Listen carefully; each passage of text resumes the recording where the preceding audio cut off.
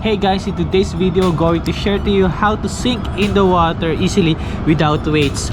So first, you just need to breathe out all the air like this.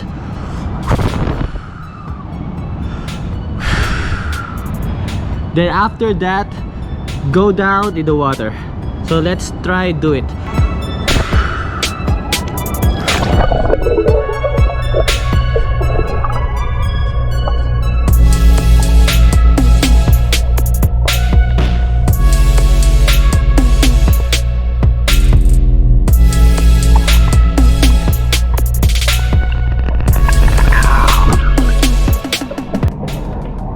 So basically, that's how you do it.